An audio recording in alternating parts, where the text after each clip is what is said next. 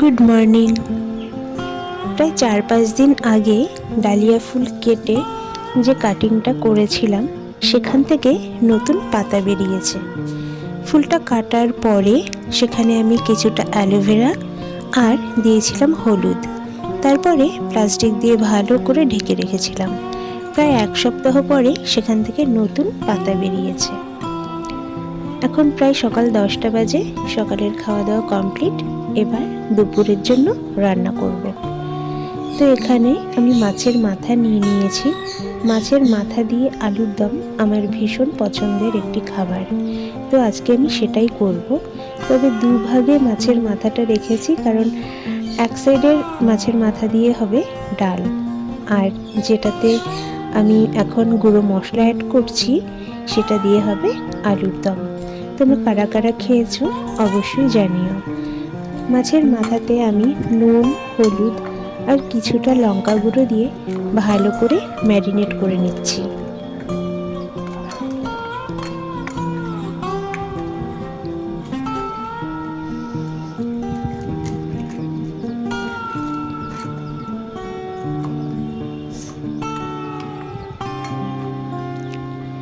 Marinate করা হয়ে গেছে, এভাবে রেখে দেবো 10 মিনিট।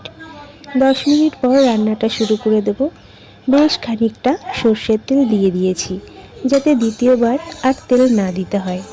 তেলটা ভালো করে গরম হয়ে গেলে সারা কড়াতে তেলটাকে আমি ছড়িয়ে দিলাম, তাতে এই মাছের টুকরোগুলো যদি অন্য কোথাও লেগে যায় তো আটকে যাবে না। এরপরে মাছগুলো দিয়ে ভেজে নিচ্ছি।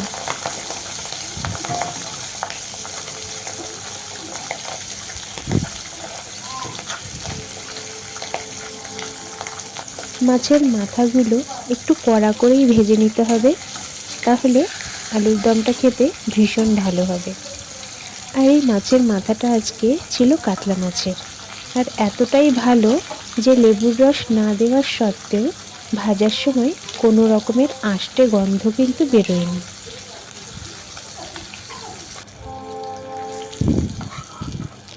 তো দেখো, ভালোভাবে কড়া করে ভেজে নেওয়া হয়ে গেছে।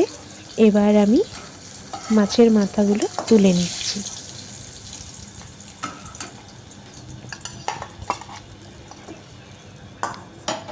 ওই তেলেই দিয়ে দেবো এবার গোটা গরম মশলা। গোটা গরম মশলার ভেতরে দিয়েছি 1 টুকরো দারুচিনি, 1টা লবঙ্গ আর এলাচ। মশলাটা থেকে ভালো গন্ধ ছাড়লে তারপরে তার ভেতরে দিয়ে দিচ্ছি একটা বড় সাইজের পেঁয়াজ কুচি। পেঁয়াজটা ভালোভাবে ভেজে নেব।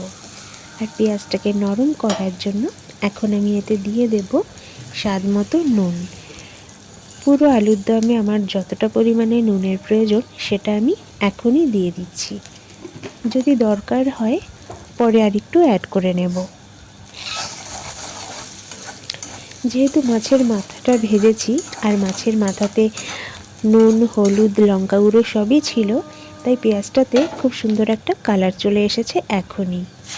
এবার আমি এতে দিয়ে দিয়েছি একটা বাটা মশলা, যার মধ্যে ছিল একটা টমেটো, কাঁচা লঙ্কা, আদা, রসুন।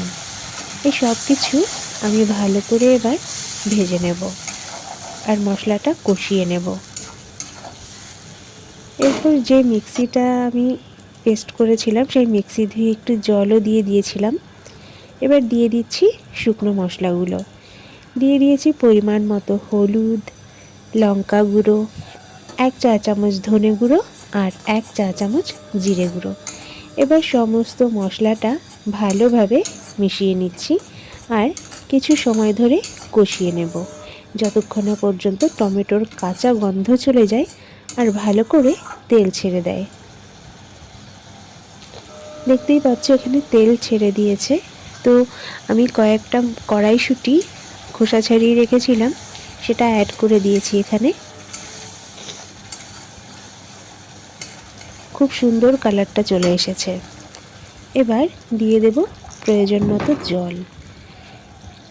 এখানে গ্রেভিটা আমি যতটা খাবো ততটাই কিন্তু এখানে দেওয়া হয়েছে।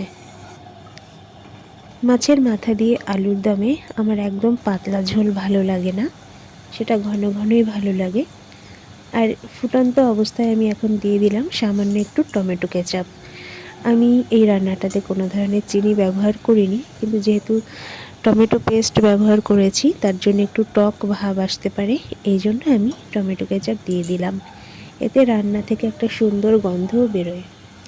এইবার দেখো, এই হলো আলু। আলুর দমের আলুর এতক্ষণ নিশ্চয়ই দেখা পাওনি, মনে প্রশ্ন জাগছিল যে আলুর দম তো আলু কোথায়। তো এই আলুটা আমি গোটা অবস্থাতে সিদ্ধ করে নিয়েছিলাম প্রায় 80%। তারপরে টুকরো করে কেটে এখন গ্রেভির সাথে মিশিয়ে দিলাম।